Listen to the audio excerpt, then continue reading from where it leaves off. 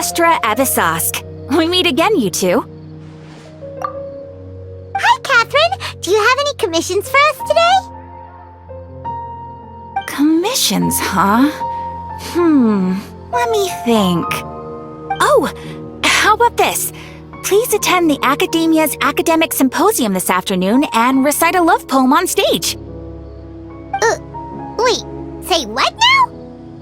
And if possible, please also use your camera to capture the reaction of the audience upon finishing the poem. Huh? What kind of commission is that? I see. It appears that you're not interested in this commission. In that case, please go to Port Ormos and convince the Eremites there to spend some time volunteering at the local orphanage. Hey, that's not any better. I'm sure the mercenaries will have some interesting reactions as well. Paimon's gotta ask, just who exactly has been submitting these commissions to the Adventurers Guild? Oh, the commissioner? Well, actually, I just wanted to see the two of you in action. Was it so obvious? I was hoping you would actually take one of those commissions. That kind of chance to observe humans doesn't come by often. Ah, so it's Nahida. Paimon just knew Catherine wouldn't crack those kinds of jokes. When did you get into her head? From when she said, Ad Astra Abyssosque? So it's been you this whole time?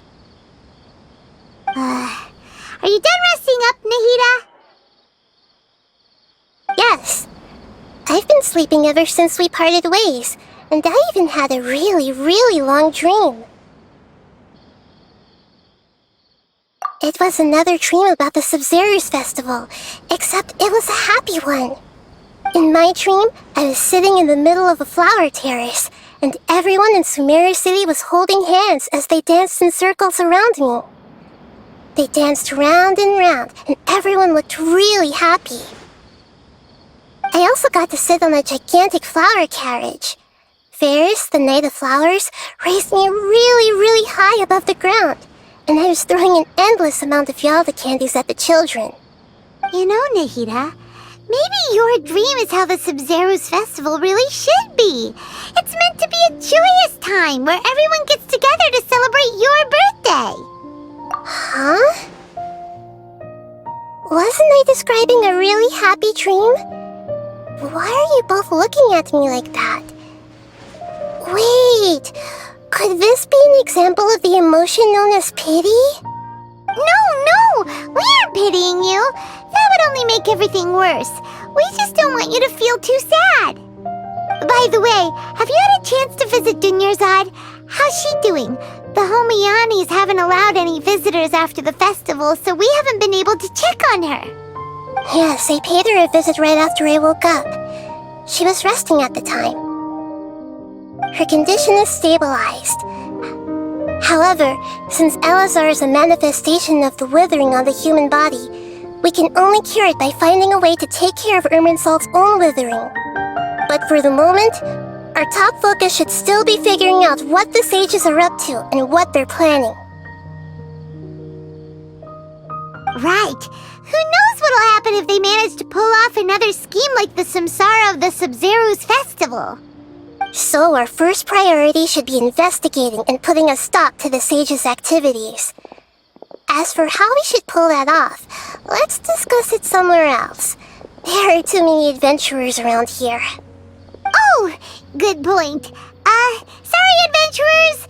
We're gonna be borrowing Catherine for a little while.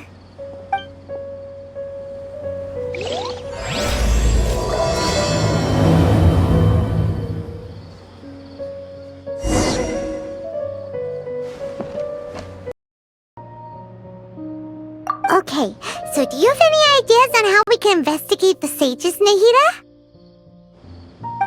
Actually, I've already done a little bit of work on that. But for now, I want to hear your thoughts.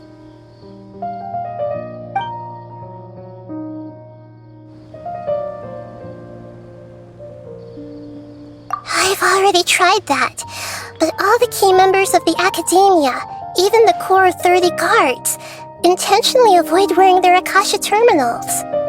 It seems that from the very beginning, they've been guarding against info leaks from the Akasha. Of course, it could also be because they're wary of me. Have you already caught the sage's attention? I'm guessing not yet, but distrusting me would make perfect sense if they've ever paid attention to the urban legends about me. In any case, I probably can't take over their minds directly. No way, that's too risky. You mean it'd be too easy to get caught? No, it's not that. We shouldn't involve innocent students in this. A single mistake could completely ruin their lives. Doing that would be ignoring the safety of my people for my own selfish goals. How is that any different from what the sages are doing? That's a good point. Spoken like the god of Sumeru.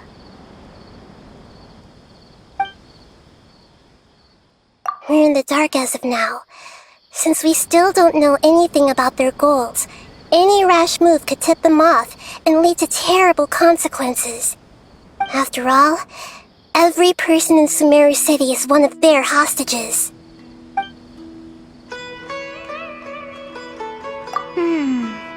Are we really out of ideas? Nahida, you're super smart, so you already have something in mind, right? Don't keep us in suspense. Spill the beans already. According to a popular theory from the Vahumana Darshan of the Academia, rejecting impractical motions at the beginning of a planning session will give more weight to the actual proposal. Okay, but aren't you the god of wisdom? You don't have to use that kind of gimmick to make us take your ideas seriously. Well, I've been thinking that if I can't directly possess the leaders, and if I can't get ordinary people involved, then I should find someone who's already involved, but hasn't decided to side with the sages.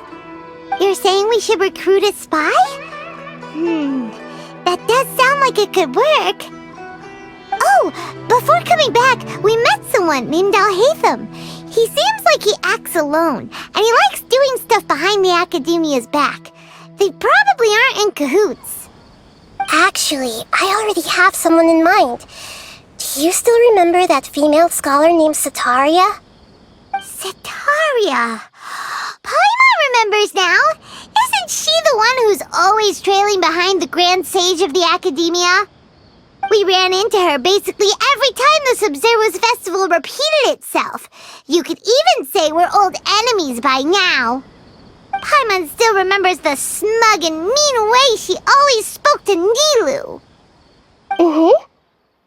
I've always liked observing all kinds of people, and Setaria has always stood out from the crowd. She was born in the desert and was hailed as their greatest genius. Her academic gifts allowed her special admission into the Academia, and also gave her the opportunity to serve as the sage's assistant. Oh, Paimon didn't know she was from the desert. She must be pretty special then. Paimon feels like most of the desert dwellers around the city are working as mercenaries. The name Setaria means star. When she lived in the desert, she shone like the brightest star in the night sky. Later on, she was chosen by the sun. The star was given a place in the daytime sky to complement the sun's dazzling light. Soon after, the star witnessed the sun scorching the earth, which brought forth many disasters. The star began to waver. Instead of staying beside such a sun, wouldn't it be better to return and light up part of the night sky? But in the end, she couldn't give up the radiance of daytime. To cope with her shame, the star buried her guilt and closed her eyes.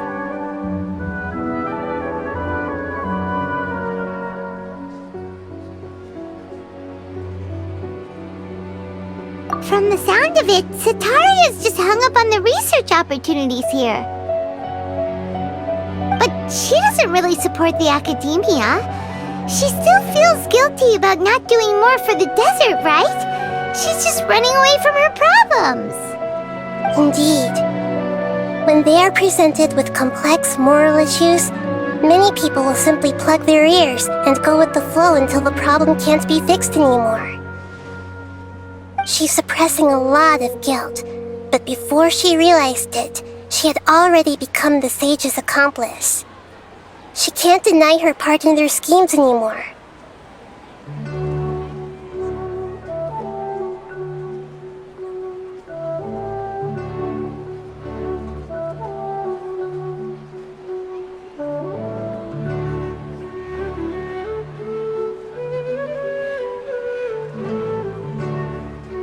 Right. We must somehow make her face her problems again. That way, not only can we get useful intel from her, but she can also use it as an opportunity to redeem herself. From my past observations, Sitaria will take a day off from the academia every 10 days to do some shopping in the city. Tomorrow afternoon just happens to be a shopping day for her. That'll be our chance. To prepare, let's go check out some of her favorite spots and have a quick chat with a few of the vendors there.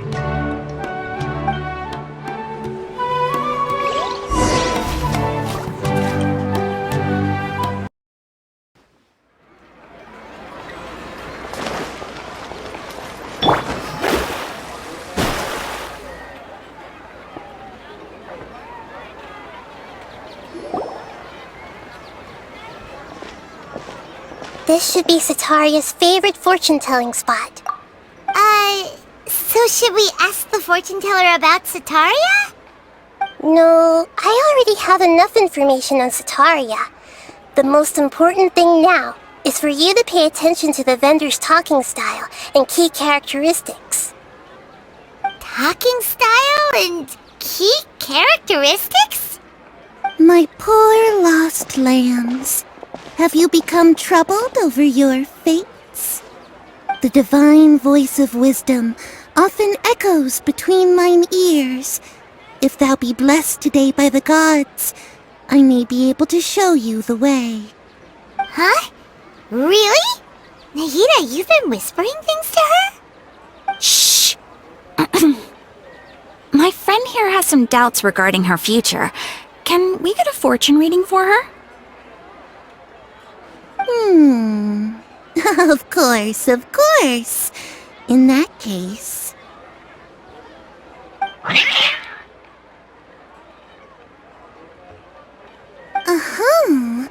It would seem that Harut and Marut are quite wary of you. Perhaps, at some time in the past, you have somehow offended the gods. Only mocking the god of Animo, questioning the lord of Geo's financial savviness, and brawling with the god of Electro. Do those count? Oh, nothing. Go on, pick an aspect for her to divine. Love prospects? No problem at all.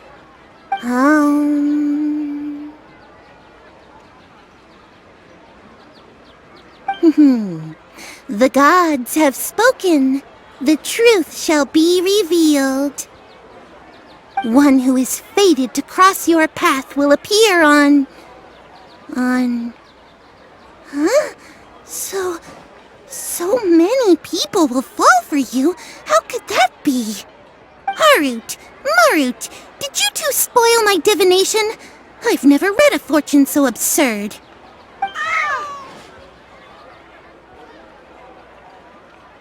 Actually, Paimon thinks this is probably the most accurate fortune-telling you've ever done.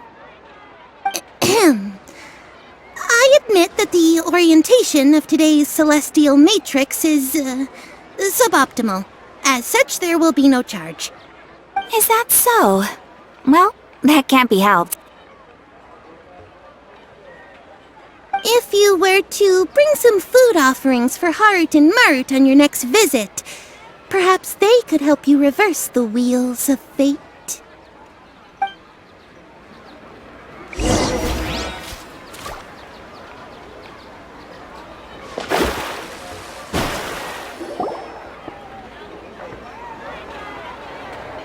Is this another one of Sataria's favorite stalls? Yep, it belongs to a king. His father helped Sataria a lot when she first moved to Samari City, so she still comes by whenever she has time. When I start talking with him, listen carefully to the details of our conversation. Ah, dear customers! Would you like to look at some pottery? We caught wind of your great craftsmanship, so we specifically came to take a look. Oh, I recognize you. Aren't you Miss Catherine from the Adventurers Guild? Sounds like I'm in for some big business. Speaking of, where did you learn this trade? I suppose you could say it all started with my dad. He's a mason by trade, but I picked up an interest in clay while apprenticing for him. After that, I began making pottery by myself in secret, and I simply changed trades when my works turned out well. Although it's a pity that I'm no longer making much use of the knowledge provided to me by the Akasha. That's nice. You're making a living doing something you love. So is your father still working as a mason? Oh no, not anymore. A few years back, he fell from a roof and broke his leg. Since he had already saved enough mora over all these years, he's just enjoying the retired life in Port Ormos nowadays. I see. We wish him peace and happiness in his retirement. I'll have someone in charge of logistics at the guild come by another day for some goods. We'll leave you to it. Take care now. No problem. Rest easy, all our goods are sure to meet your every need.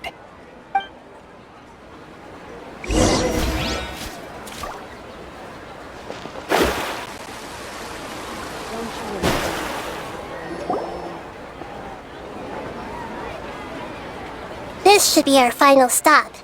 Sataria is always thinking of this restaurant when she's working at the academia, so she always comes by whenever she's out in the city.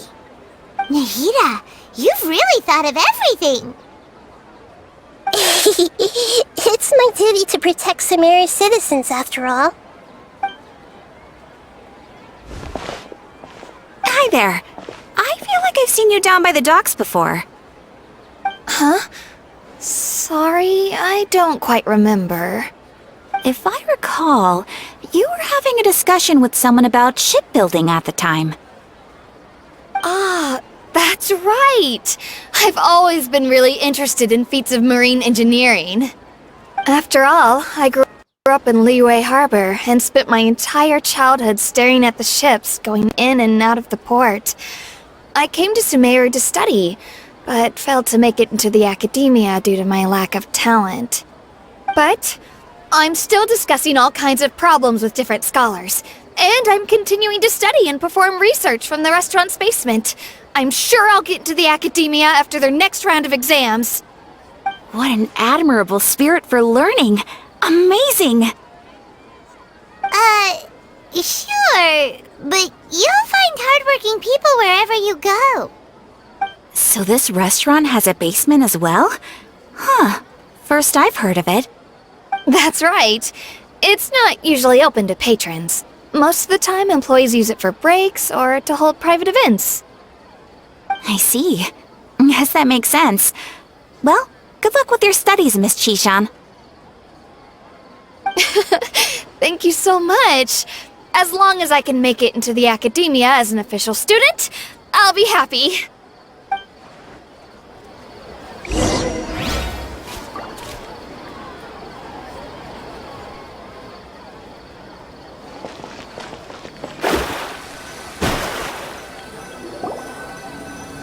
So, was that everybody? Mm-hmm. 3 familiar faces should be enough for Sataria. What's the point of all the information we've collected?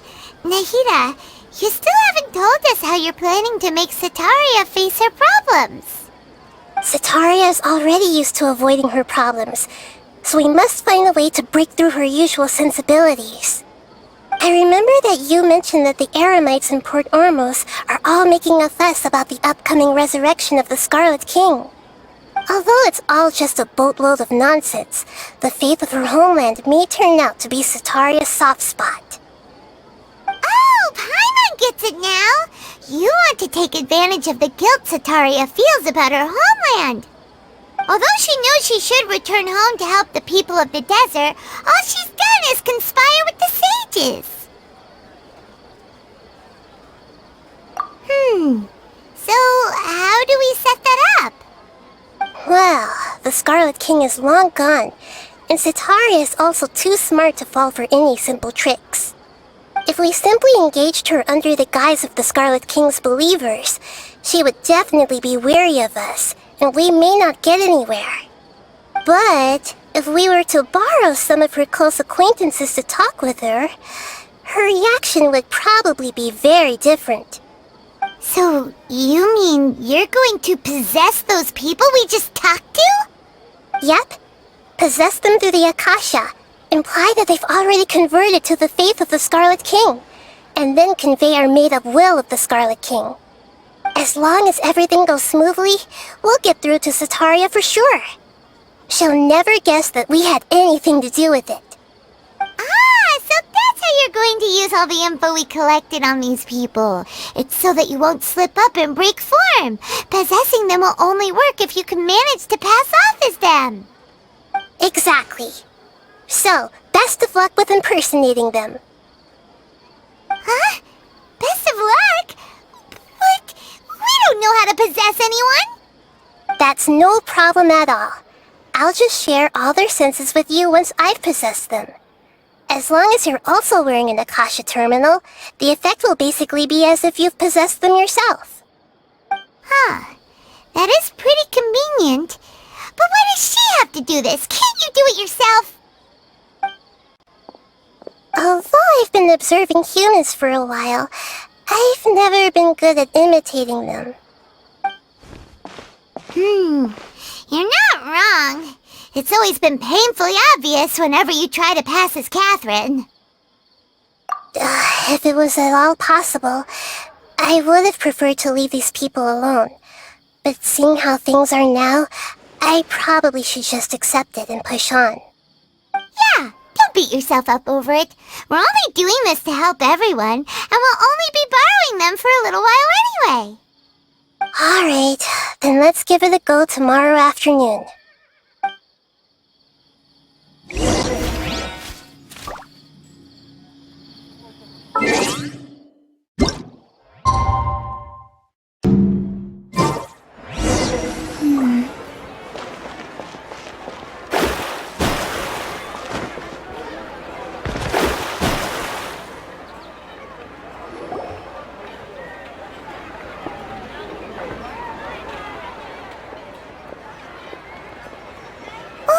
Here she comes! Sataria's here! Let's quietly follow her. Once she starts talking to her acquaintances, we'll find a safe spot to begin possessing them. As for how we'll sway her to our side, I'll leave that to you. I trust you'll know what to say. Paimon's starting to feel kinda nervous. Okay, let's go. Looks like they've already started talking. Let's find a hiding spot and get started.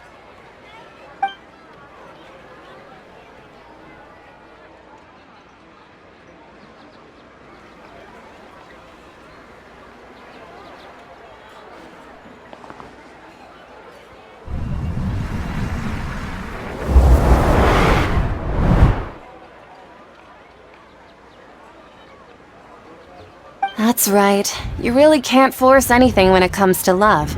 And besides, everyone around me has a very different background and outlook. Are you still listening to me, Nabia? Oh, of course I'm listening. You were talking about troubles with your love life, right? I heard everything you said. Okay then. You just seemed a little distracted for a moment there.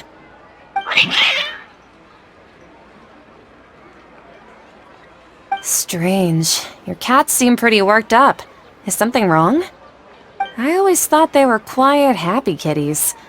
Oh, what are their names again? Ah, that's right. They are just little darlings, aren't they? Harut and Marut. So, which fortune do you want me to read for you today? You must have come for another echo of the divine voice of wisdom.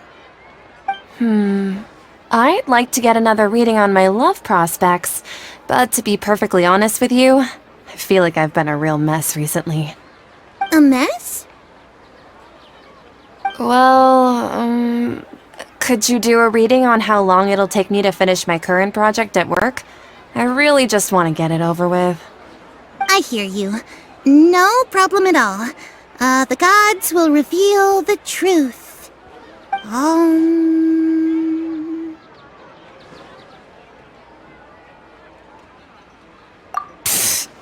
Sorry, your new laugh is just so hilarious. I couldn't help it. Please pay no mind to those kinds of details. The gods are asking, Sitaria, why haven't you gone home? Why haven't I gone home? Do the gods really know everything I've been thinking about? Sitaria, why don't you just go home? It's a demand now instead of a question. The gods seem to be truly upset. I'm sorry. I know I failed the gods. Please pass on my most sincere apologies and ask for their divine forgiveness. And if I may ask, Nabia, is there a specific god who's speaking to you right now?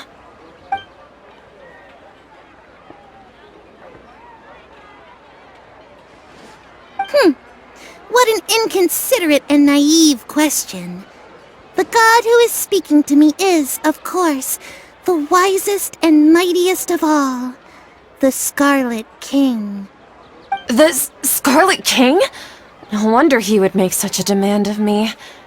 Oh, wait a second. The Scarlet King passed away a long time ago. Even though news of the Scarlet King's resurrection has been spreading like wildfire, it's all just a misinformation campaign from the academia. How can the Scarlet King still exist in real life? What insolence! I am the Scarlet King's most loyal believer. Do you wish to refute his voice of wisdom? Oh, no. As a child of the desert, I am only reveling in his power upon learning that his divine glory has touched even this city. I will think very carefully about his demand of me. I'm sorry, I must go now. Wait!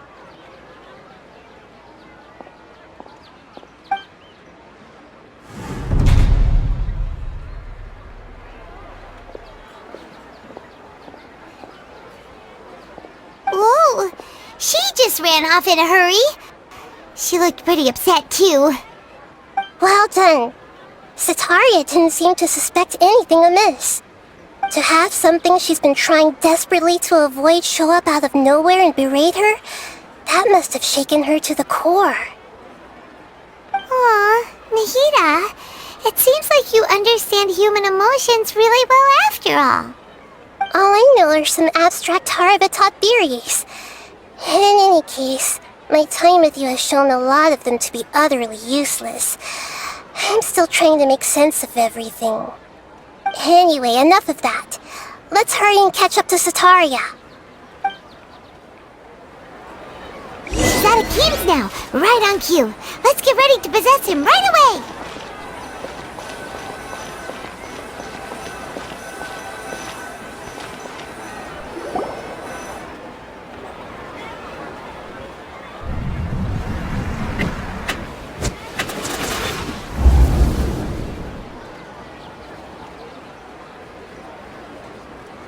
It's okay. I just got caught up in something. Oh, actually, didn't you ask me to help you look for work? What kind of work were you looking for again?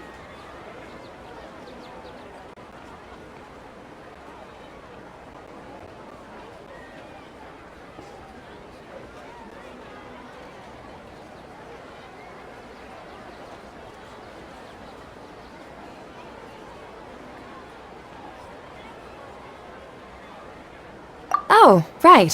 Your old man's craft. How could I forget? Speaking of, how's he doing? Is he feeling any better?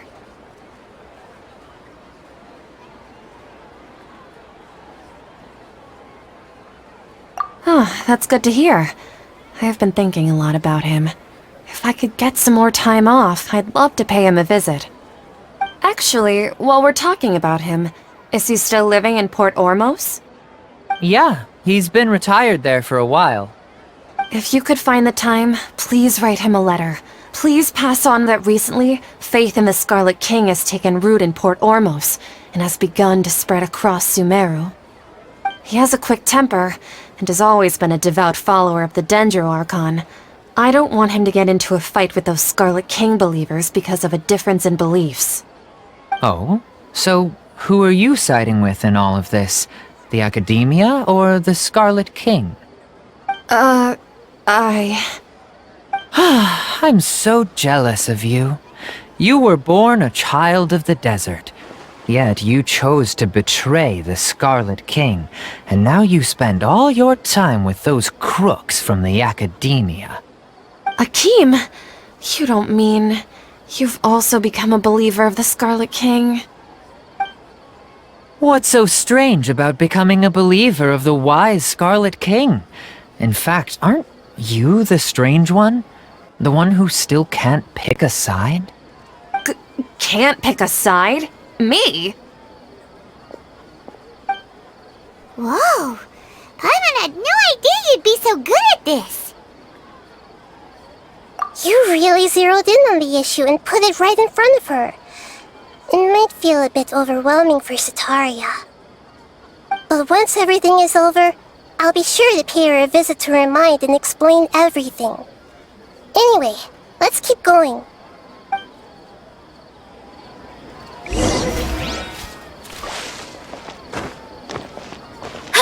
Come on! Sataria's already started talking with Shishan!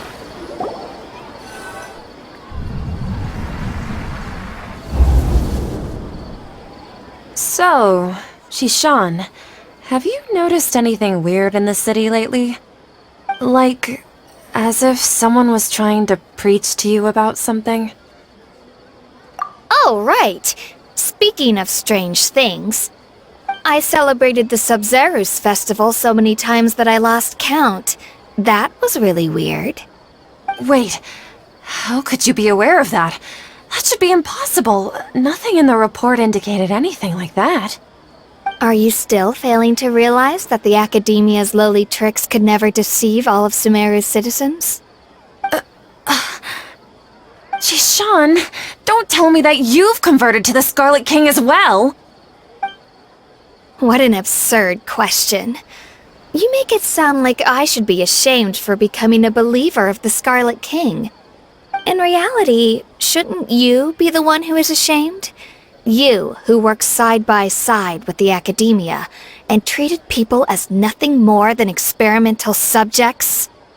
Please, please stop!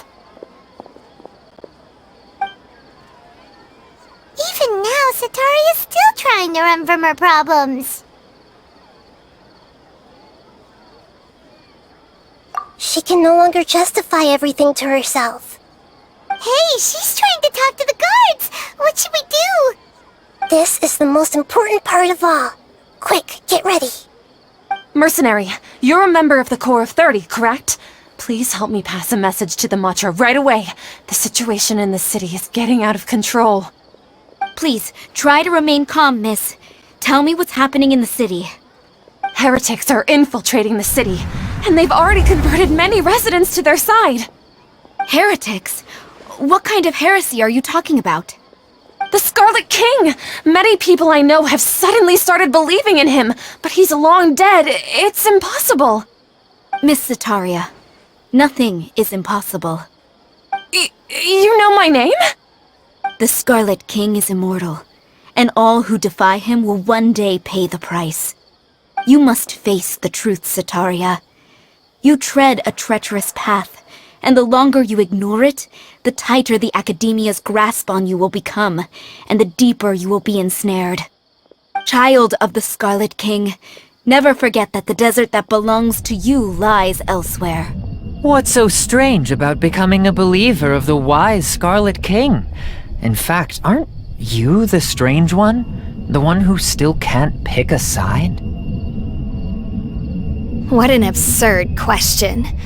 You make it sound like I should be ashamed for becoming a believer of the Scarlet King. Sataria, why haven't you gone home?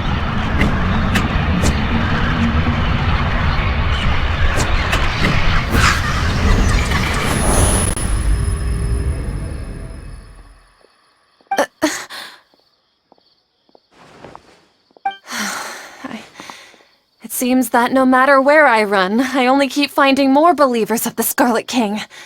I have to say, this is a familiar feeling. I've also been running from my guilt this whole time. Guilt over my part in the sage's plans, and from ignoring the letters from the children of my homeland. But no matter how much I may try to ignore or get rid of it, my guilt always comes back. You won't necessarily lose your research opportunities by facing the truth. Besides, did you really want to conduct your research while carrying such heavy feelings of guilt? How do you know me so well? Are you truly just a believer of the Scarlet King? Or are you the god himself? That's not important. The important thing is to pass judgment on the academia and its sages, and to correct their mistakes. If you could provide some assistance in this matter, perhaps it could serve as a form of atonement. I've actually never believed in the gods, but I've always believed in serendipity. Your appearance must be a fated opportunity for me to get out of this wretched situation. Please tell me, what can I do for you? How much do you know about the sage's current activities? I was just one of the designers for the massed dream harvest scheme, which is what happened around the Sub-Zeru's festival. But I know very little about the full scope of the overall project. I'd assume that only staff with the highest clearance would have access to those confidential documents. I've just been working to meet the Grand Sage's specified requirements. However, there's something that's been really bothering me. I heard that a scholar who was previously expelled has returned to the city, and even the sages are still quite wary of him. To fight against the academia, we will need to figure out the nature and the purpose of their work. Is there a way for us to get access to the confidential documents you mentioned? It should be possible if we're willing to take some risks. After all, I'm an assistant to the Grand Sage, and I've been working on many tasks outside of the project. One thing, though, I won't be able to transfer the documents to you through the Akasha once I get my hands on them. The sages have always closely monitored all activities within the Akasha. Let me see... let's use the most primitive method. Send someone to pick up the documents tomorrow evening at the Academia entrance. The Academia entrance. Wouldn't that be too conspicuous? Don't worry about that. I assure you, this won't be a trap. I'm only suggesting this location because it'll draw more scrutiny for me to leave the Academia again. It'll be safest for me to distract the guards long enough to hand you the documents. All right, I trust you.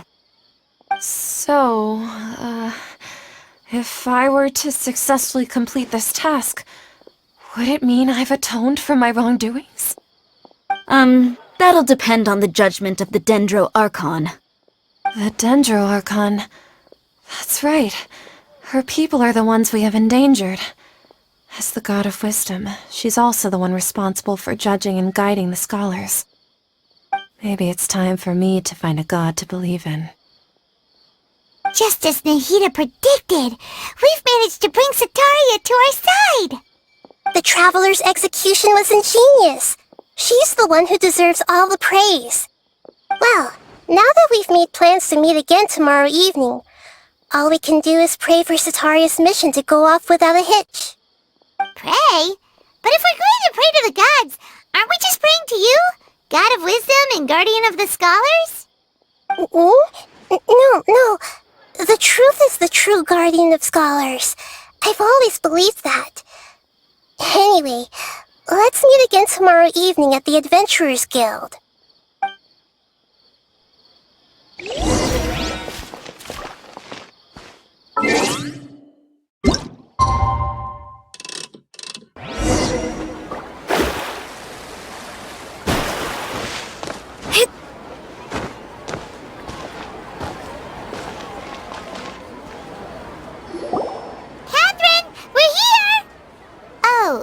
You are the other Catherine, right?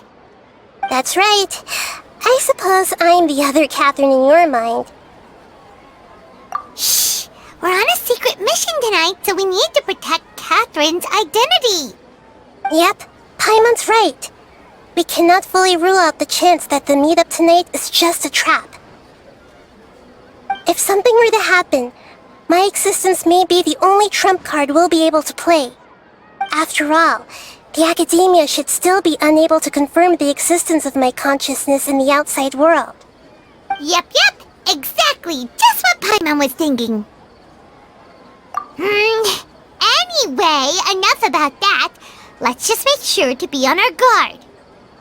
Off? What do you feel is off? It's the middle of the night. Of course it's quiet. You're not getting paranoid, are you? No, I think she's right. It really is a lot quieter than usual. If you look around, there seems to be fewer people on the streets. I'm not sure if this is the case for the entire city, though. Huh. Maybe it's just a coincidence. Maybe Sataria figured out a way to not only distract the guards, but also to get everyone to go to sleep early, just so we can exchange the documents in peace. I also can't quite figure out why things feel a little off. But now that we're here, let's go ahead and meet her as we planned. Well, regardless, as long as you're here with us, Paimon feels a little safer.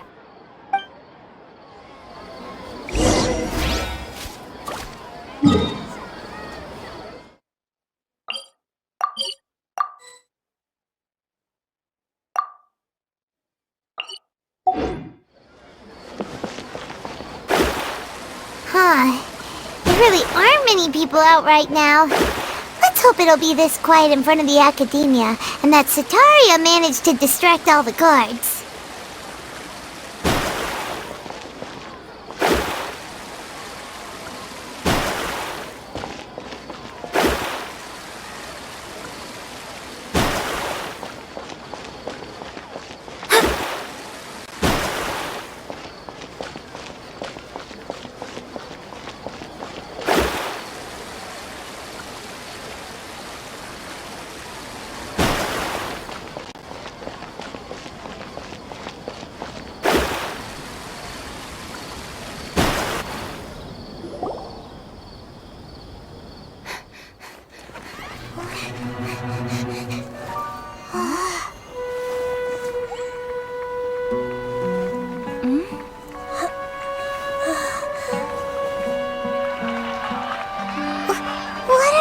People doing here at this hour of the night?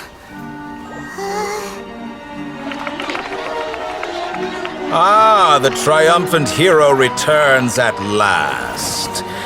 And to a rather spectacular welcome, even if I do say so myself.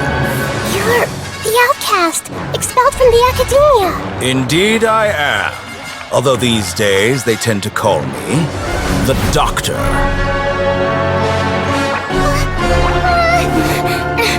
If you're looking for your researcher friend, she has already been taken into confinement. With some basic caution, she could have discovered the listening device on her person. Clearly, she lacks the degree of rigor expected of a true scholar.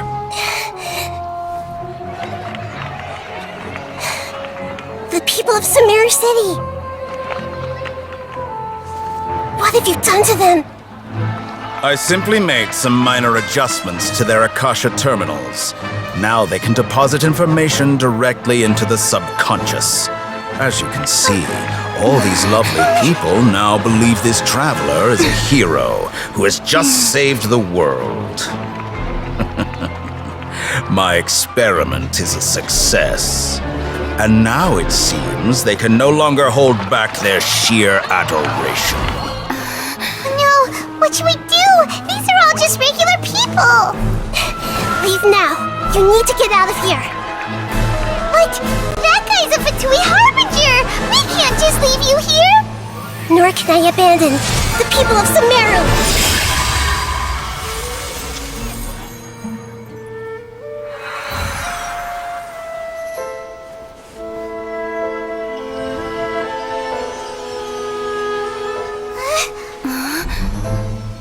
Don't worry. We'll meet again outside of the city.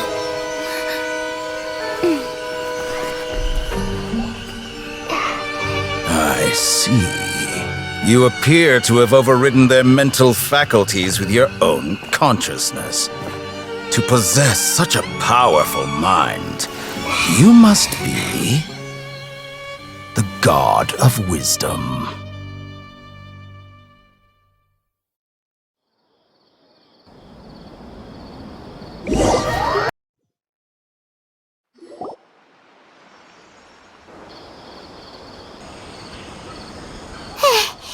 This should be far enough.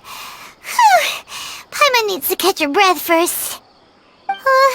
Is Nahida going to be okay? We only made it out because of her. Paimon wasn't counting on running into a new Harbinger here, let alone such a high-ranking one. That guy was number 2. So scary. He called himself the Doctor. Remember, Tainari told us about him. Sataria did say that someone who once got expelled from the Academia came back recently. And that even the sages are wary of him. Yep, sounds like she must have been talking about the Doctor. Yeah, now that the Doctor's in the picture, we're no longer just dealing with the Academia. They're in cahoots with the Fatui. But what are the Fatui after this time? Another Gnosis?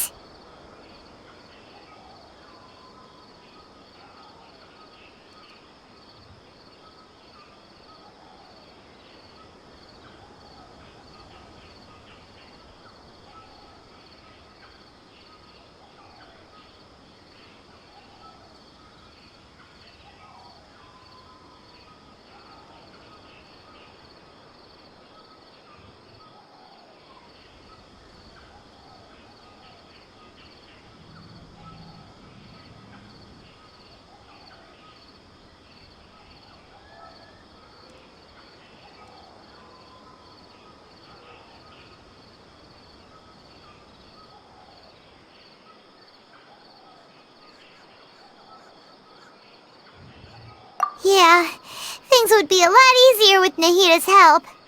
Nahida said we'll meet again outside of the city. But we can't just keep waiting around, right? You mean... Oh, right! Wasn't he invited by the sages to work on some project when we were staying with him in the Vidia forest? That has to be the same project! Even though he turned it down at the time, he might still know something. There's no time to lose. Let's go to Gandharvaville.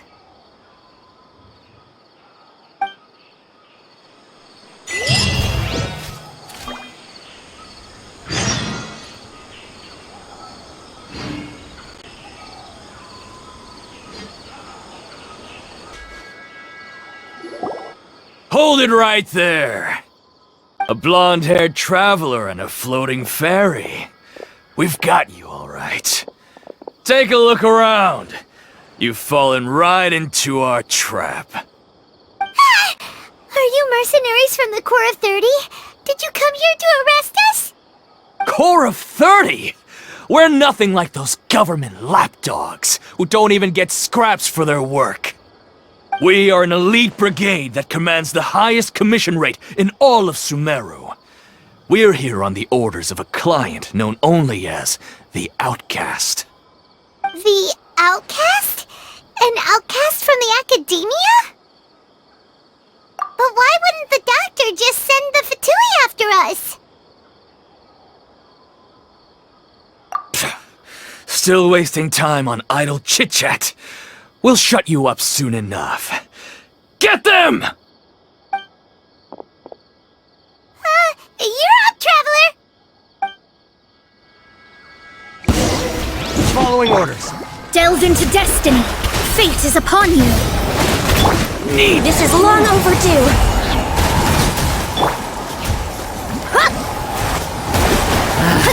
That's close enough.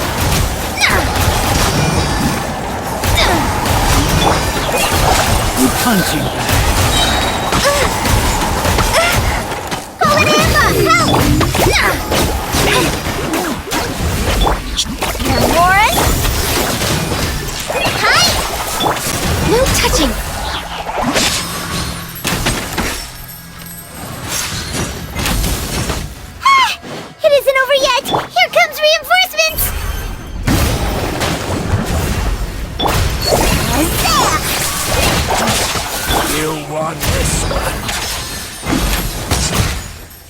born of ice and frost.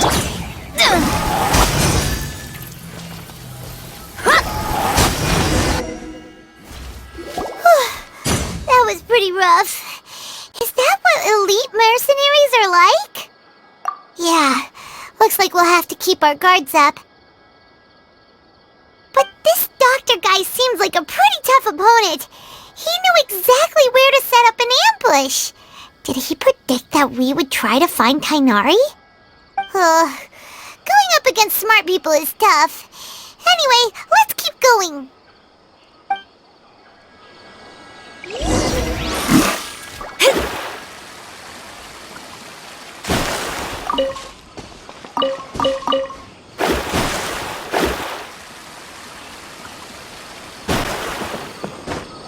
Scry the sky.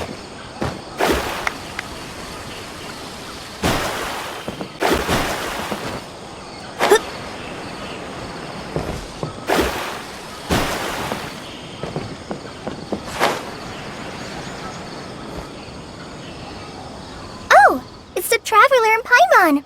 What are you two doing back here? Kale, it's nice to see you again. Are you doing all right? To be honest, I'm not doing too well. My Elazar has been progressing at a faster rate lately. I'm finding it harder to complete more intricate tasks. As a result, Master Tainari is taking me off the patrol schedule. He will only allow me to stay here and coordinate other people's tasks. Oh, Kale. Speaking of Tainari, did he go off on patrol? We're here to talk to him. Oh, Master Tainari? He just left the Avidia forest a little while ago. He was headed to Party's DI. He left? What? Isn't Tainari always saying that he never wants to leave the Avidia forest? He even turned down the sage's invitation. I thought it was weird too. Master Tainari always prioritizes his work as a forest watcher above everything. He almost never leaves his post. He left it. No, I only found out that he left through a message he left behind. He also made sure to delegate all his tasks using a schedule. To leave in such a hurry? I'd guess he had something urgent to take care of. Master Tainari originally studied in the Amorta Darshan of the Academia, and Partis DI is something like the Amorta's research base. Many rare shrubs and grasses have been planted there for research. I know that before he became a forest watcher, Master Tainari once spent a long time conducting research at Party's DI. A research base, huh? Gotta wonder what kind of research Tainari just decided to work on all of a sudden. Oh, we don't have a lot of time, so let's go look for him at Party's DI.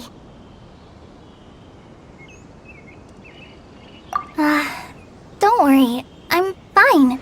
I'm used to living with Elazar by now. If you run into Master Tainari, please send him my regards. Got it. Will do. See you later, Kale.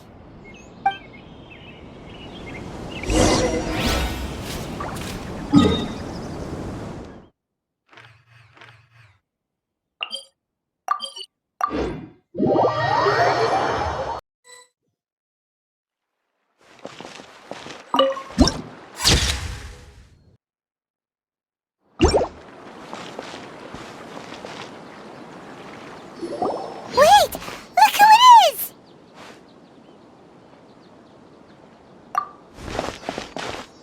Thank goodness you're okay. We were so worried about you.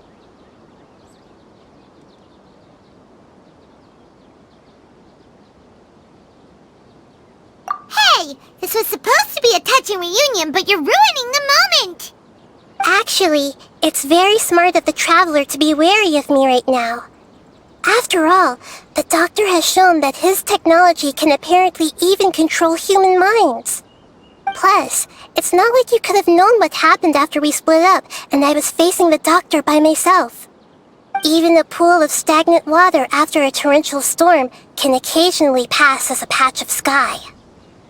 Paimon feels like only the real Nahida could come up with such an obscure analogy.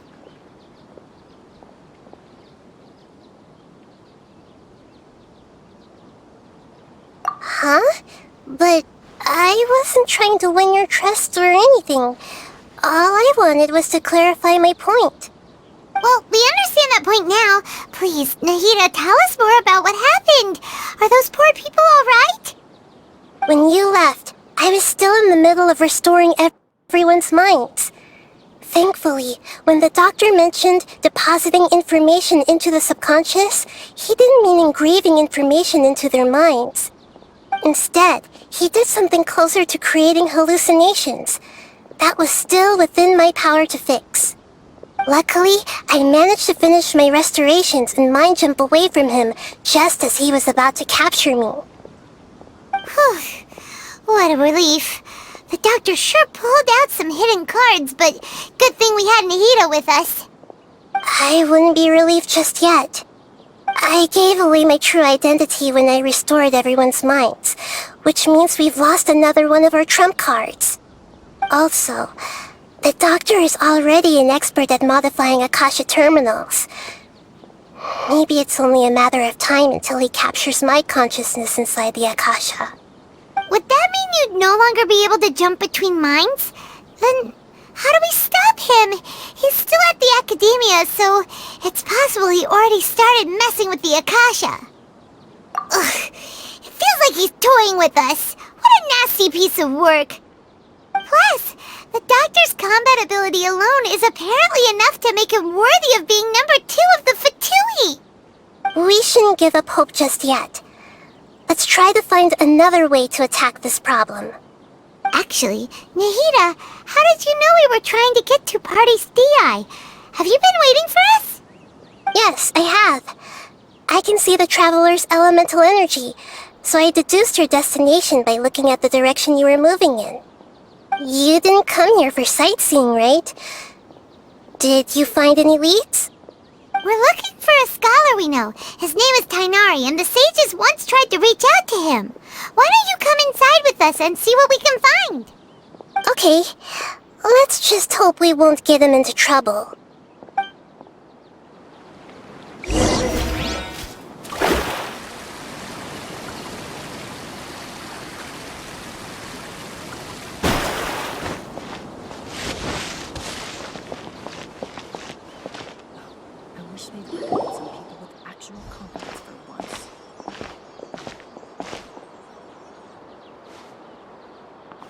Traveler?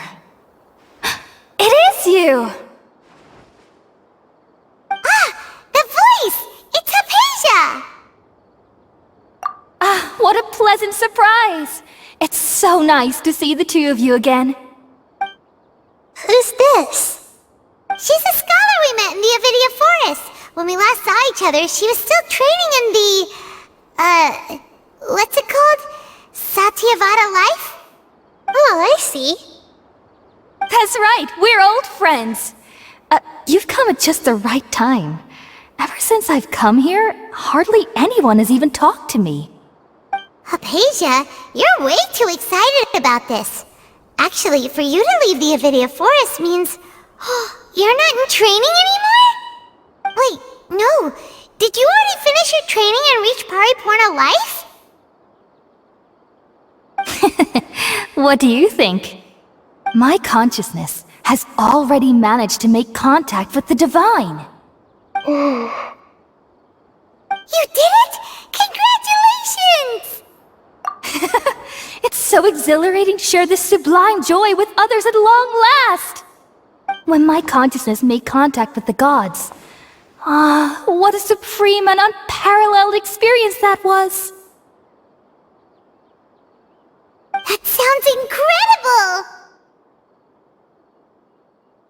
Oh, all right. Actually, please wait.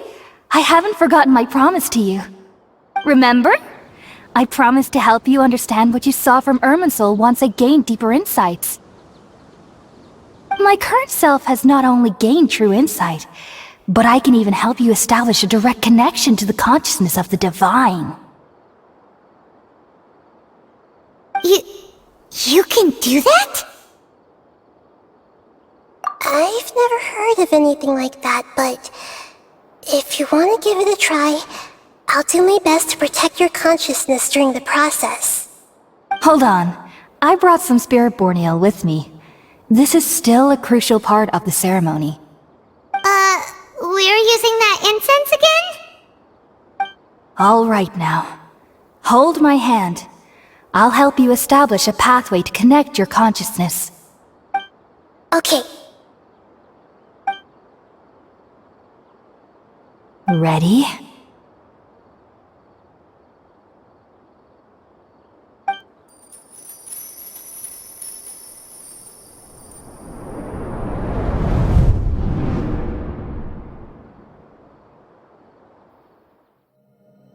It took 3 betrayals for me to finally understand.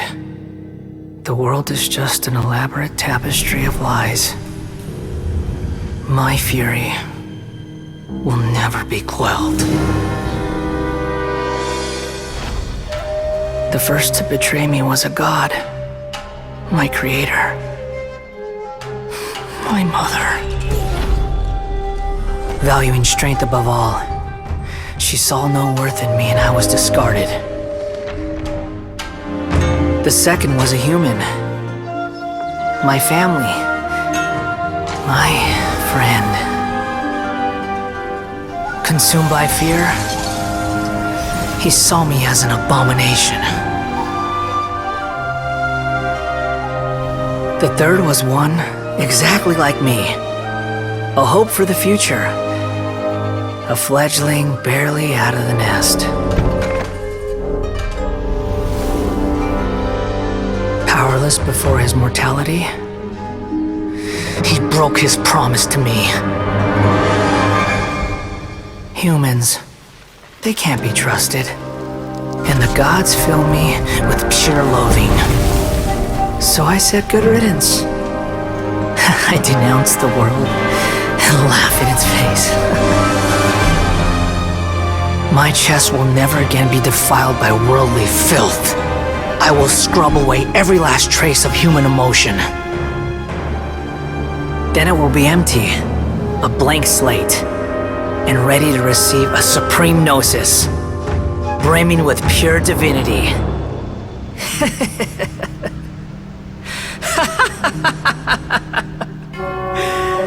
There is no need to fear. The pain will be brief. Your era is coming to an end.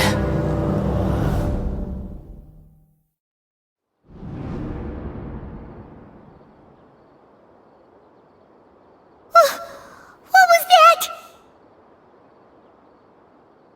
Did we actually just see the Balladier's memories? Everything matches what we know about him. But how is he connected to the divine consciousness that Hypatia was talking about? You saw it, right? You felt it, right? Such a majestic god! Such a noble will! Such sublime emotion! Alas, shame. If only that which beats within my chest wasn't a filthy mortal heart. Oh, great and merciful God! Please grant me forgiveness and salvation! Do you understand now? I'm afraid this is no periporno life, but rather... Ah! You! Why are you so mean to me? Why is everyone hiding from me? I found divine wisdom. Shouldn't I receive praise and honor? Haven't I uncovered that light in the darkness? Hypatia? That's how I always thought everything should be. Wait. Have I already lost my mind?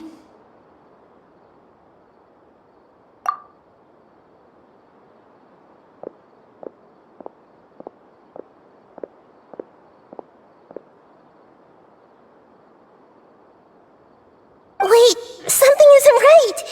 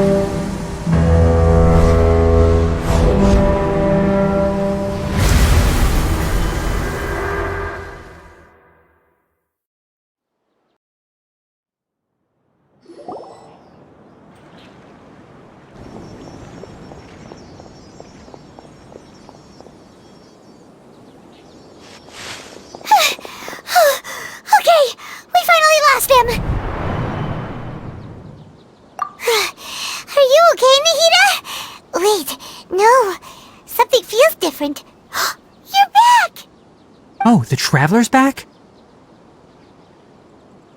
Nahida was controlling your body for a while.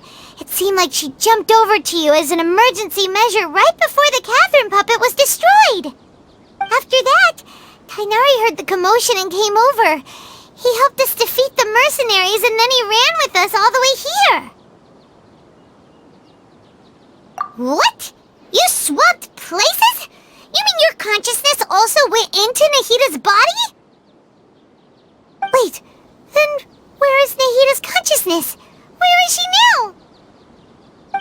I never imagined that an individual's consciousness could be transferred around like this. Had I not seen it with my own eyes, I would have never believed it. I don't think this can be achieved with current human technology. Also, while we were running, the consciousness in your body told me to pass on a message. She said, "The doctor has found a way to trap my consciousness, so I can't journey with you anymore. But even in a moonless night, a shower of starlight can still drown out illusions and lies."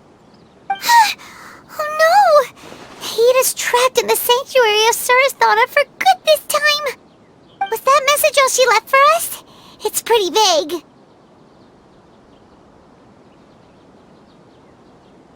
Oh, that makes sense! Since the doctor captured her, she won't be able to say anything without him knowing. She's being extra careful. Even in a moonless night, a shower of starlight can still drown out illusions and lies. Huh.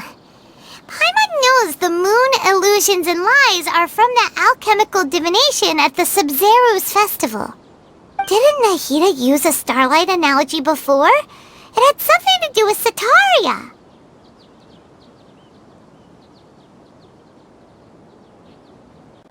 Oh, that makes a lot of sense. Huh. Do you think Nahida was telling us to go find help in the desert? But she isn't with us anymore. Think we'll be okay? Paimon, you said Sanctuary of Surasthana. Does this mean that this Nahida you're talking about, the consciousness who was occupying the Traveler's body, is the Dendro Archon? Your guess is correct, but the situation's a bit complicated, so it's really hard for us to explain right now. That's all right. A scholar's curiosity doesn't need to be appeased right away. As for the complicated nature of the situation, safe to say I have witnessed that for myself. I've spent some time with you, and it looks like the Dendro Archon's also on your side, so I trust you. Thank you, Tainari. Oh, actually, we came here to ask you a question. What do you know about the project that the sages have been working on? Ah, that. While I was indeed invited to join that project, the sages were always secretive about its scope and goals, so I eventually declined. All I know is that that project has something to do with the restoration of Irminsul. Huh? Did you see something when you were in Nahida's body? What? Do you have any evidence?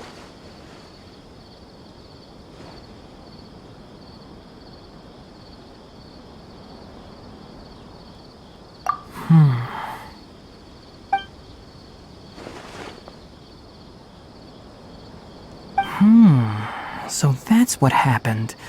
That explains why Hypatia's symptoms were different from those of the other scholars who went mad. It's because she made contact with the consciousness of a new god who is still in the process of being born. Tainari, did you leave the Avidia Forest because of Hypatia? I did. I noticed Hypatia's mental anomalies, but since her symptoms were rather atypical, I secretly took her to Pardes Dii and began searching for a way to return her to her normal self. If I didn't take action, Hypatia would have already been taken by the Matra to the desert, doomed to a life of exile at Aru village. Now that you mention it, I knew the Academia has never thought particularly highly of Lesser Lord Kusanali, but I still didn't expect them to do something as arrogant as creating a new god. Looks like I made the right decision by not accepting their invitation. The Doctor and the Balladeer. We have 2 Fatui Harbingers in Sumeru. Sounds like we're in for a bad time. From your description, I don't think they've completed their project. There may still be room for us to intervene. But then, what is the connection between creating a new god and restoring Irminsul? Yeah, it feels like we're still nowhere close to figuring out the sage's goals.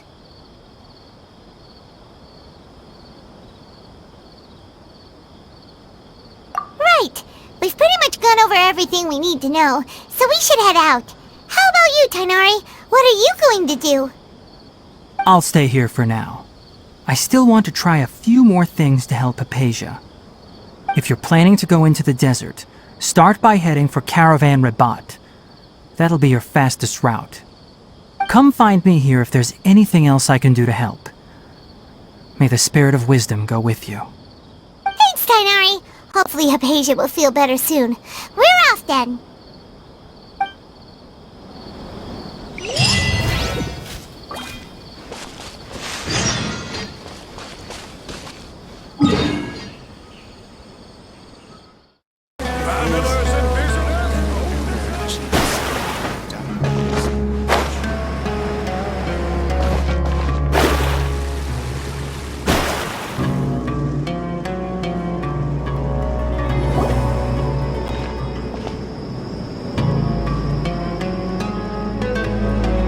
We finally made it to Caravan Rabat. It's pretty lively here.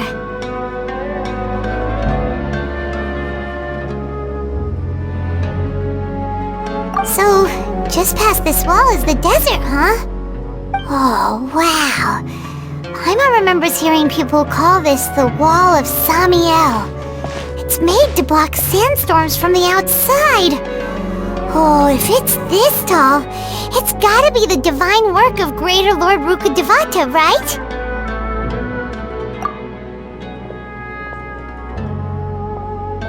Enough gawking. Come on, follow me. Huh? Over here.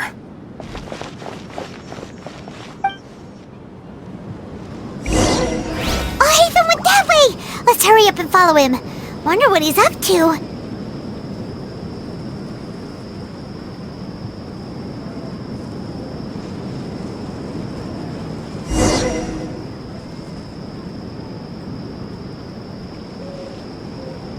I should be able to get some cheaper spices this time.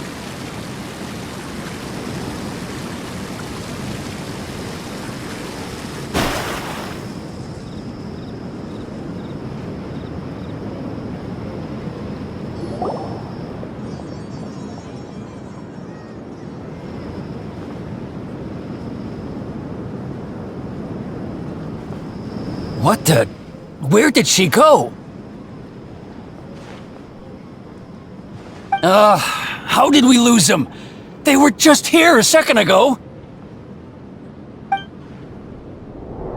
More Eremite mercenaries? Who are they working for this time? Anyway, Traveler, it seems like we were being followed again. You were too careless. You should have noticed those hopeless amateurs trailing you a long time ago.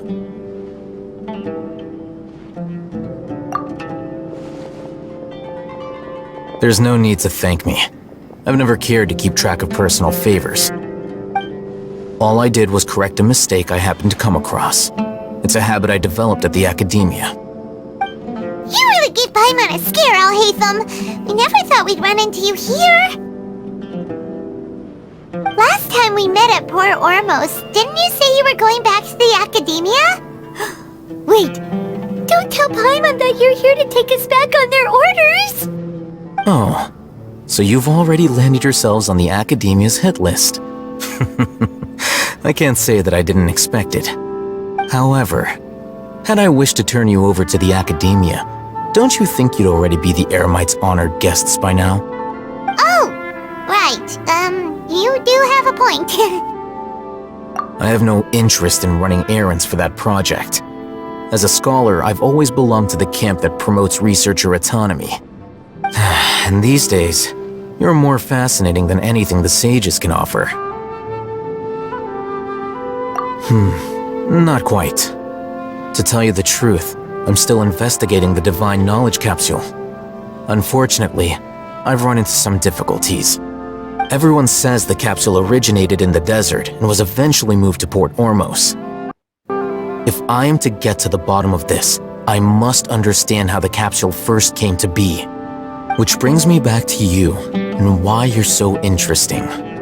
The leader of Ain al-Ahmar used the Divine Knowledge Capsule right in front of you, and upon seeing him, your expression became perplexed, and you were lost in thought for quite some time.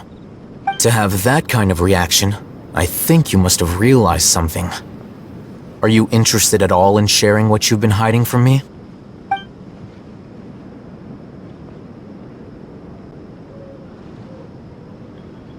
Al-Haytham, you really have a ridiculous eye for detail. What kind of person even notices and remembers stuff like that?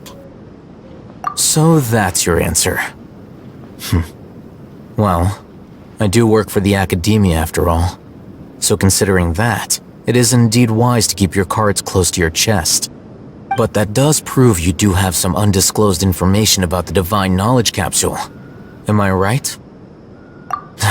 No matter. Rather than simply learning the answers from you, I'd still prefer to investigate on my own. Speaking of, you two are also headed to the desert? That's right! We have the same plan as you! But we don't really have any concrete goals at the moment. Then I'd suggest starting with Aru Village. It's the largest settlement in the desert, so it'll probably have more resources and intel than anywhere else. Well, would you like to head there together? It's always better to travel with someone you know. Let's go!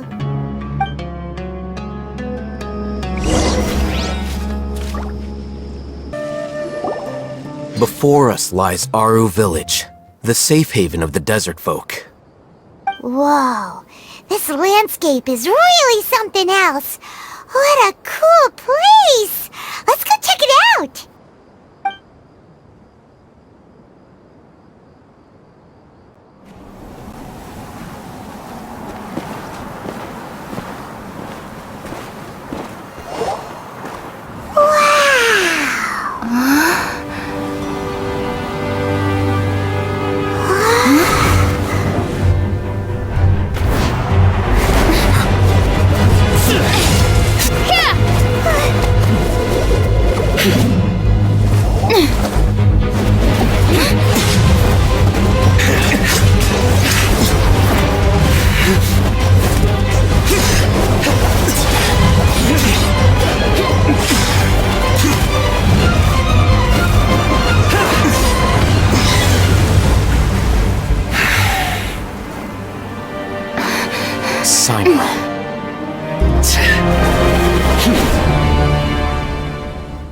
Unless my memory fails me, we have barely spoken 2 words to each other before now at the Academia. Would you care to enlighten me as to when and how I invited the General Mahamatra's wrath? Al-Haytham, do not think you can escape my judgment just because you managed to escape my attack. Judgment? So that's how you'd characterize your actions here, is it? Or would elimination perhaps be a more accurate description? Had I used my full strength, not even this traveler would have been able to stop me. Though styled like an assassination, I sought only to ensure that my target would be unable to flee or resist. Standard practice for the Matra, as well you know. Seemed to me more like your own personal touch. Who is that, Al-Haytham? Did you call him General Mahamatra? Yes. General Mahamatra Sino, head of all the Matra at the Academia. He's a formidable hunter, and the ultimate nightmare for any who have committed academic crimes. You seem to have placed a lot of trust in Al-Haytham, to the point of blocking an attack for him.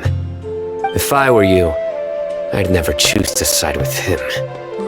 I wouldn't believe a single word that comes out of his mouth. I have been pursuing this scribe for a long time. I urge you, stand back and do not seek to defend him any longer. Otherwise, there will be consequences. Has Has Alhaitham done something wrong? Paimon doesn't think he's as bad as you've made him out to be. I won't waste my breath explaining things. Alhaitham. I saw it during our fight. Take it out. The divine knowledge capsule you're hiding on your person. Unless you want me to retrieve it for myself. Very perceptive of you. Nothing escapes a Matra's senses. Wait! The divine knowledge capsule? Didn't it fall into the Matra's hands in Port Ormos?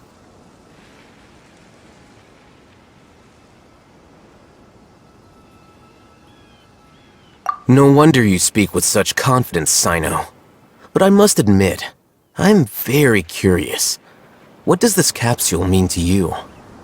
And why, as General Mahamatra of the Academia, are you all alone in the desert? As far as I'm aware, the other Matra have been speculating about your disappearance.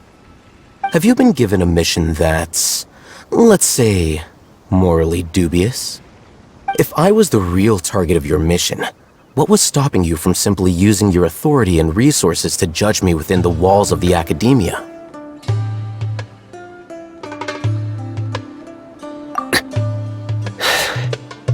I should have known you'd be difficult to deal with. You two? Ugh! What should we do, Traveler? Paimon feels like we can't trust either of them! Ahem. Well, look at you two, acting all tough and self-righteous over there. Wait, Dia?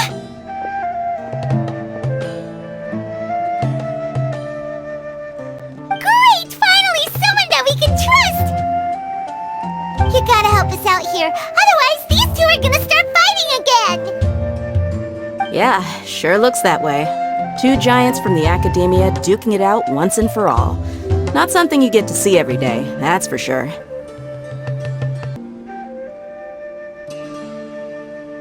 Listen, I know you academic types love to fill up your big brains with self-righteous morality and lord your empty rules and virtues over each other.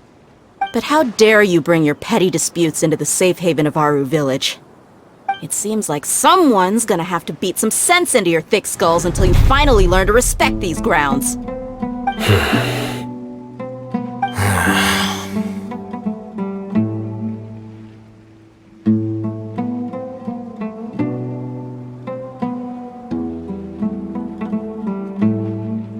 Hey, did either of you hear a word I just said?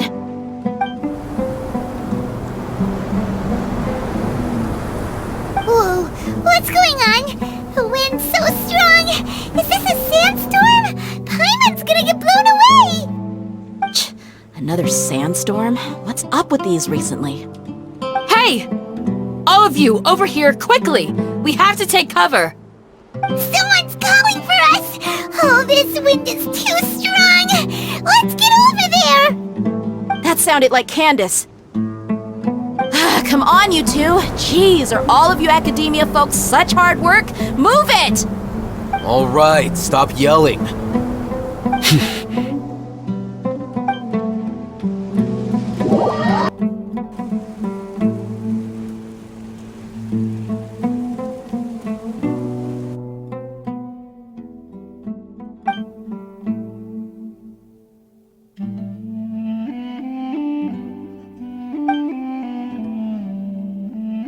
Well, this is pretty awkward. Hey, wanna play sardines with three people who wanna tear each other limb from limb? Sure, why not? Sounds fun. The air is so thick and heavy. Paimon can hardly keep floating anymore. My sincere apologies, everyone. This is the home of our village chief. I will have to ask you to make do with this small room until the sandstorm dies down. Please, let me introduce myself. I am Candace, protector of Aru Village.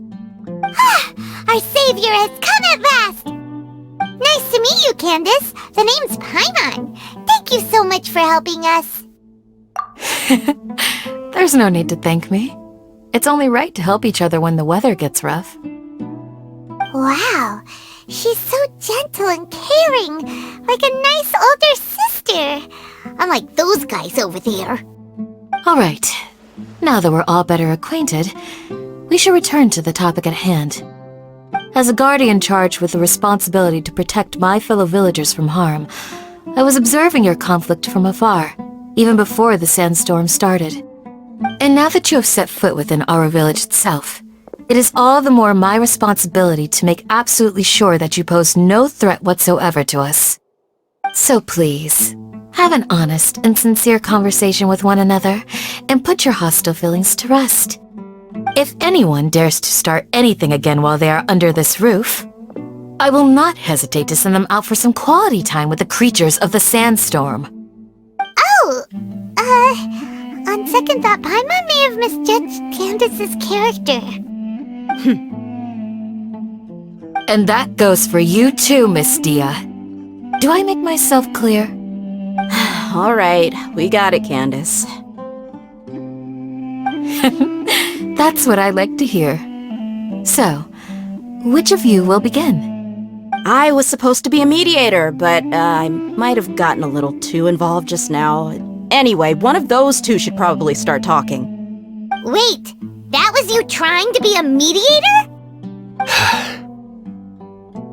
I have nothing to hide, so there's no shame in explaining myself.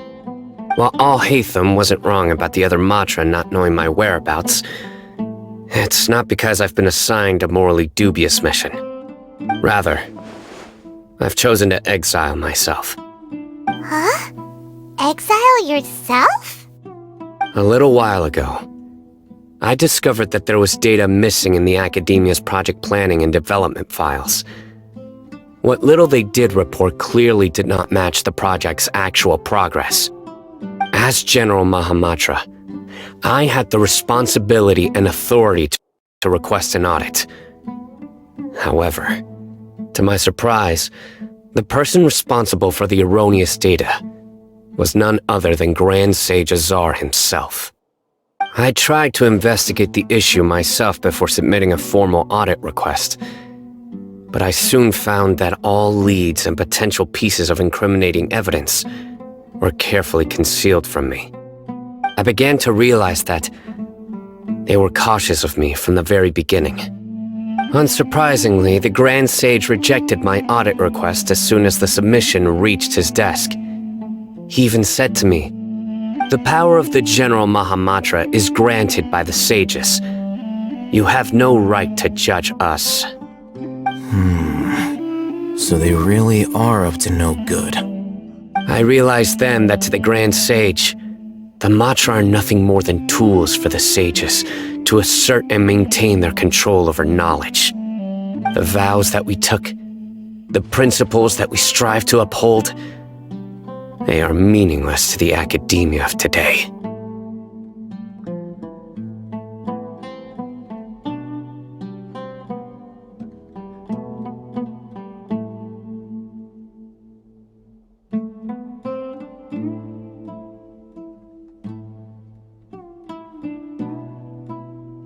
I believed it would be wise to flee the academia before the sages had a chance to take action against me.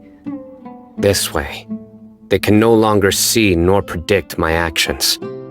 I will never give up on this investigation.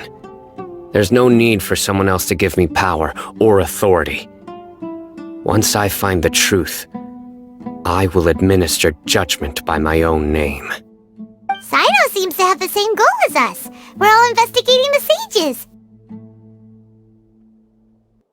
Plus, now that he's no longer the General Mahamatra, he somehow feels a lot less scary. Well, Sino, if that's your story, then why did you see Alhaitham as a target? When I was investigating the matter in the academia, I overheard a conversation between Alhaitham and a sage. The sages asked you to investigate a blonde-haired traveler. Do you dispute this, Alhaitham? What? Like many parts of the project, this assignment was undocumented. Now throw in your suspicious behavior with the Divine Knowledge Capsule, and I think we deserve an explanation. Yes. I was indeed tasked with investigating the Traveler. I'll hate them! After all, the promised reward was so great that hardly any scholar could have refused. The sage told me, once you've completed this assignment, I can give you a glimpse of divine knowledge. A most enticing offer. Unfortunately, those academics don't know me at all. Their words contained one key piece of information, namely that divine knowledge indeed exists. That gave me all I needed to know. From my perspective, the sages are far from trustworthy. Think about it. Isn't it a little strange they're so willing to share divine knowledge with anyone, even as a reward? So, I began my own investigation following the lead of the divine knowledge capsule. In the end, I realized my wisdom in committing to this rather than collaborating with the sages. Had I been less guarded, I probably would have ended up like that Ain al-Ahmar mercenary, incapable of remaining sane for long enough to hold a conversation. You mean that the sages originally planned to dispose of you, using one of those capsules that drive people insane?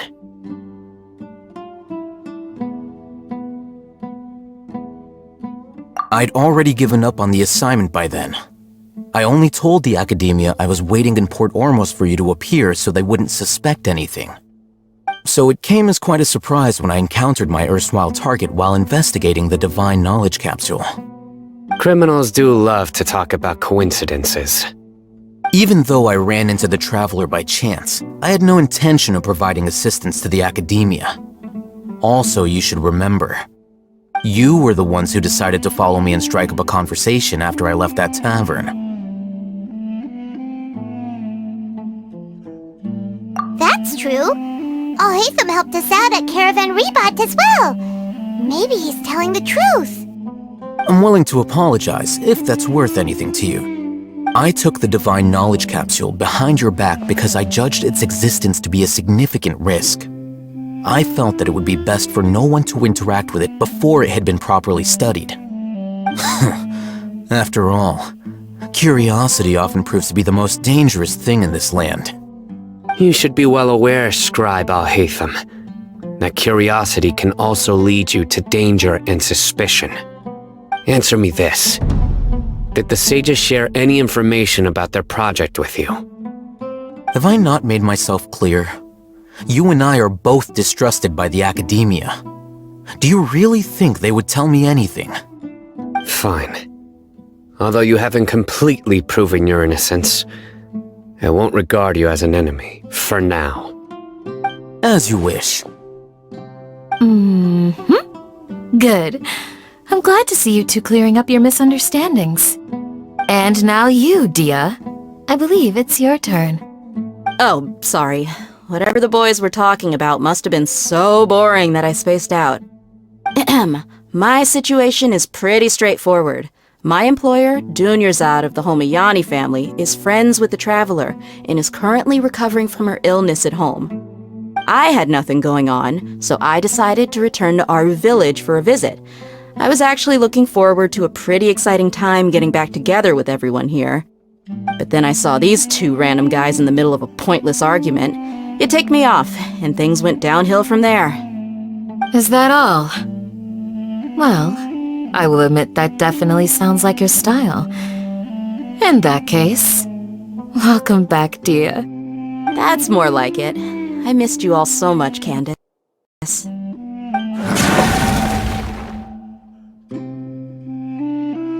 Whoa! What was that sound? No need to worry. Now that you're no longer at each other's throats, please make yourselves at home. I'll take a quick trip outside to clear out some of those creatures in the sandstorm. Creatures? In the sandstorm? Are you sure you don't want some backup? Fighting in a sandstorm is not for the faint-hearted. Anyone without extensive training in these conditions is at a disadvantage. You needn't worry. Yeah, just leave him to Candace. Don't worry, she's as tough as they come.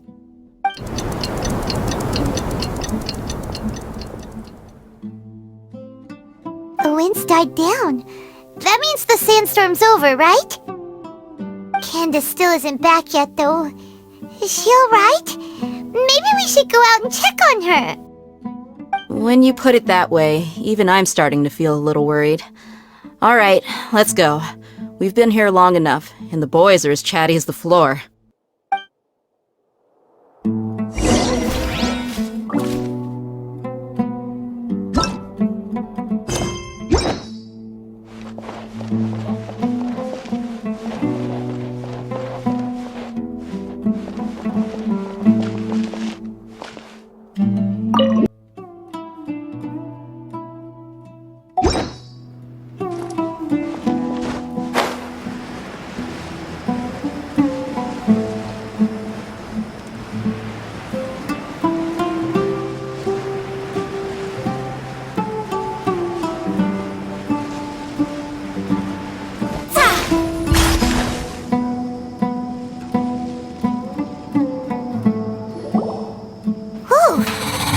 You're still fighting?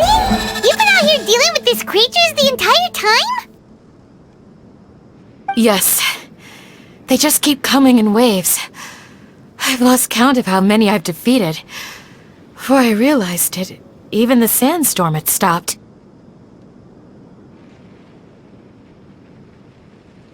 Ah! Here comes another wave! Leave this round to us. I got interrupted earlier, but now I have something to take my anger out on. It's been quite a while since I've seen the Flame Mane in action. I'll leave these to you then. I'll be sure to put on a good show. Let's go!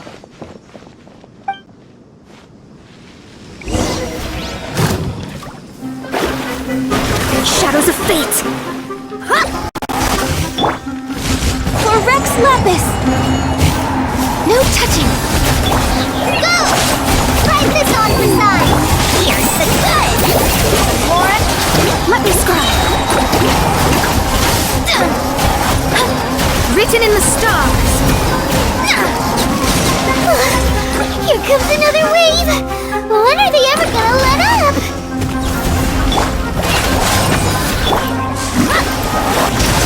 Access denied! Fate is upon you! Let me scribe!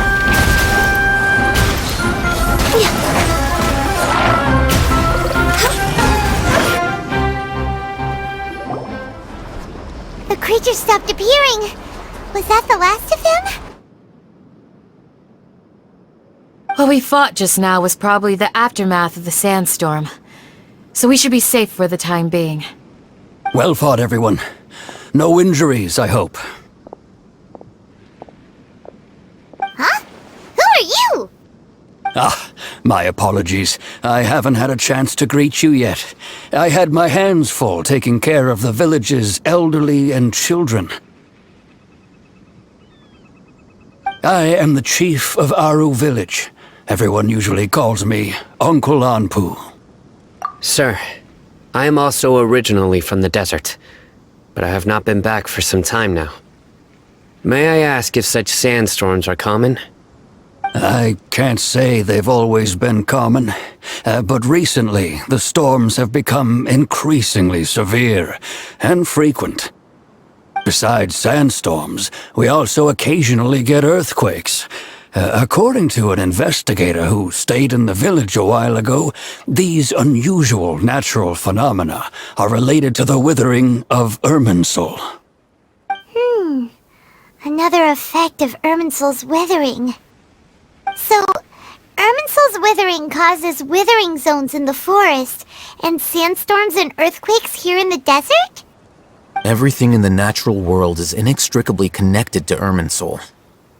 These regional symptoms can indeed be a reflection of Irminsul's present state. Everyone in Aru village needs to take good care of themselves. Speaking of which, why haven't I seen a single village keeper since I got here? Village keeper? Who are they? Village guards like Candace? Does your curiosity know no bounds? Village Keeper is how Aru village refers to mad scholars, exiled here by the academia. Most of them are scholars who lost their sanity, after a period of training in the Avidia forest. The Academia believes that their crazed mutterings may have a negative effect on the psyches of other scholars. So, they're forcibly exiled to the desert. Alas, that's exactly what we've been trying to investigate. One by one, the village keepers have been mysteriously disappearing without a trace. But no one in the village has ever seen them leave. If you're planning to stay around the village for the next few days, I'd appreciate it if you could keep an eye out for them. I've had encounters with those people in the past. I'll see what I can do to help. The Matra are the ones responsible for their exile. Now that you're no longer with them, are you trying to alleviate your guilt and atone for your past sins? I'm fascinated by how you think. Mock me if you will, but if you are guilty, I will eliminate you, regardless of my position or identity. Oh, you're the former General Mahamatra. You must be an expert in these kinds of investigations. Thank you for your help. Is it because you're reminded of Hypatia? Oh, these poor scholars. First they lose their sanity, now this! We need to help get them back home, safe and sound. But, is it really a good idea to tag along with Sino? You seem like you really don't trust him. I'll be grateful for the assistance. No doubt you will do a better job than some of my former subordinates. Let's start by finding a spot to share what we know so far.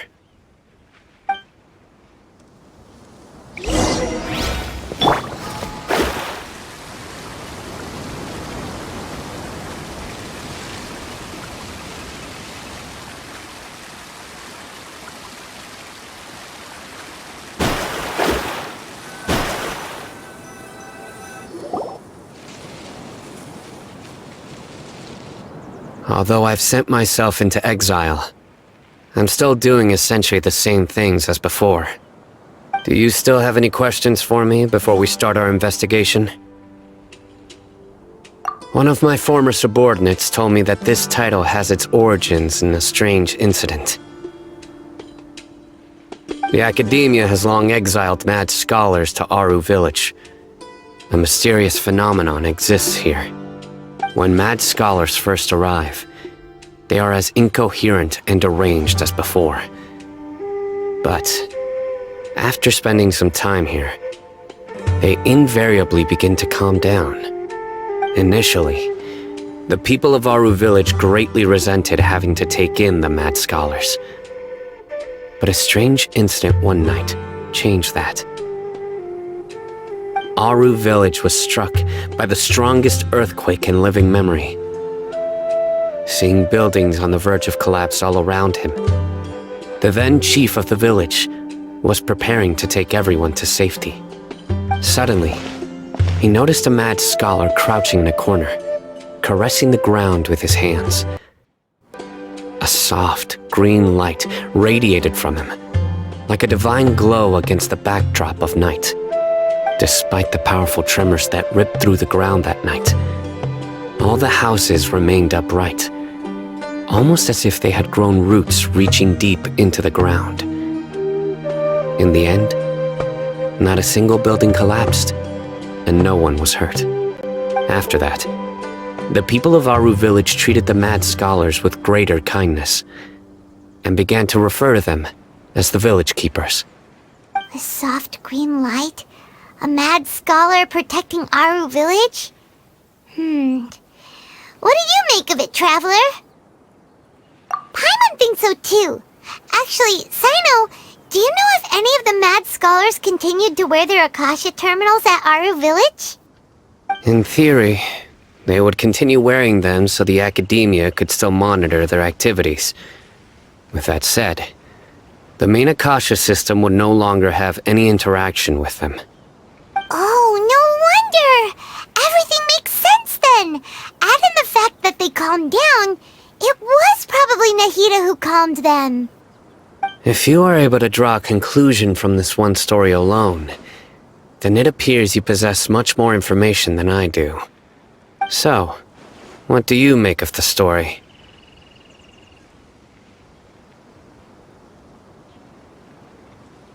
Really? Lesser Lord Kusanali. What? You don't believe us? Lesser Lord Kusanali was definitely using the Akasha to give her power to the Mad Scholars! No, it's not so much that I don't believe you. I'm just struck by your reasoning. Lesser Lord Kusanali, the current Dendro Archon. Is she really active in Sumeru? The Academia has always placed far greater importance on the late Greater Lord Rukkhadevata. They've more or less ignored Lesser Lord Kusanali, and I've never had any reason to doubt their views. In addition, I've never heard any stories about Lesser Lord Kusanali and her deeds.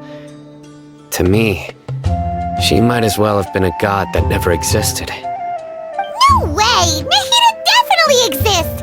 She's a... How should Paimon put it? She's a good Archon who's kind and wise, even if she says weird stuff sometimes. I've spent many years interrogating criminals, so I can easily tell when someone is lying. Good! Then you should know that we're telling the truth! That look in your eyes. I've never seen that from a liar. You two really must have met Lesser Lord Kusanali. How can this be? To think, our Archon has been amongst us this entire time. Alright, now it's our turn to put our skills to good use for this investigation. But easier said than done, especially since we don't have any leads. Maybe we can start by knocking on some doors. Excuse me, are you here to help me find my grandpa? Huh? Who are you? By the sounds of it, a resident of this village. My name is Isak. You'll help me find my grandpa, right? Is your grandpa a mad scholar? Hey, don't say that. Grandpa is just Grandpa. Why do you have to call him that? It's not like he's a bad person or anything. The person you're referring to is not a local, yet you are. Why do you call him Grandpa? Grandpa is just Grandpa. He's my family. I heard everything you said to the village chief. Please, you gotta take me with you. I want to find my grandpa. I swear I'll help. I won't be a nuisance. Ah, so you're the one who was eavesdropping on us around the village chief's house. I was planning to go out and take care of whoever it was, but I had a vague feeling that they didn't harbor any ill intent. Whoa! Ethan wasn't kidding about Matra having sharp senses. Sino, he's just a kid. All he wants is to find his grandpa. Let's find a way to help him. Sorry, I was only listening in because I wanted to know where Grandpa went. Honest. If you don't believe me, you can ask Miss Candace. All right. But first, let's confirm the facts with Candace.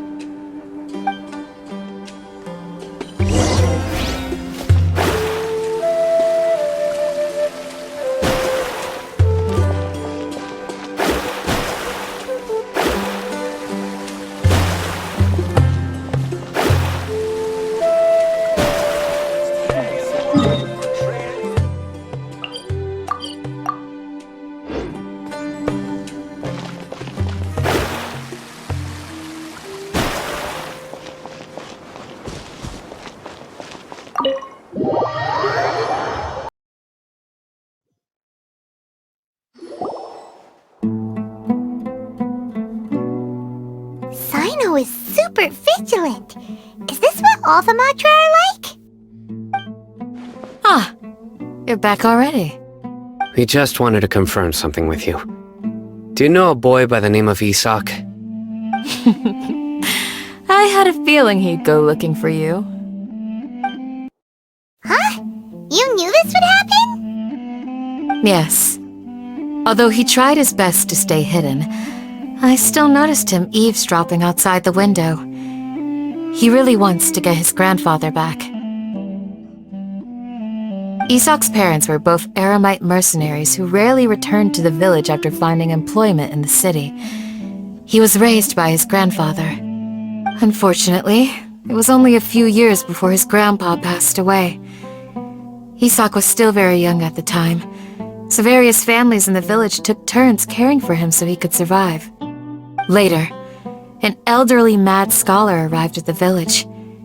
Isak thought the scholar bore a striking resemblance to his grandfather, and thus often spied on the man. However, the scholar was unkempt in appearance and incoherent in speech. Although Isak referred to the man as his grandpa, he was afraid and didn't dare to approach him. One summer night, the oft mumbling and bumbling grandpa suddenly calmed down and seemed to become more lucid. He even noticed Isak hiding in the distance. So Grandpa walked up to Isak and patted him on the head. He even took Isak to the entrance of the village, where he patiently taught the boy the names of the stars, and accompanied Isak until he fell asleep. The next morning, Isak woke up and wanted to go find his grandpa again, only to realize his grandpa no longer recognized him. However, even so, Grandpa retained his calm expression. It's said that those who saw the scholar claimed he no longer appeared to be crazy, but appeared to be living in his own world, almost as if he were sleepwalking. Isak was thrilled that his grandpa was able to find peace, and would follow him all the time, asking him things like, "Grandpa, want me to take you somewhere fun?" Or, "Grandpa, could you tell me stories about the stars again?" All this somehow just makes Paimon feel really sad. It seems like they both deserve so much better. Perhaps. Nearly everyone who lives in the desert has some form of hardship or regret. But even so, we must still continue on with our lives. It's also my reason for fighting. I must continue to protect this land.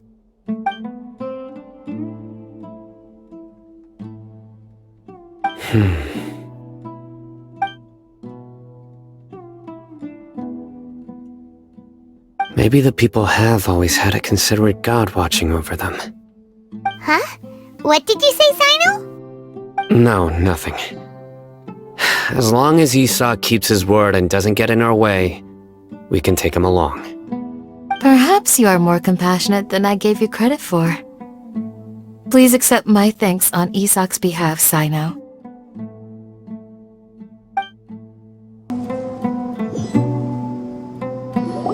Hey, Isak! Oh, it's you guys! We've cleared everything up! Let's go find your grandpa! Really? Wow! Thank you so much!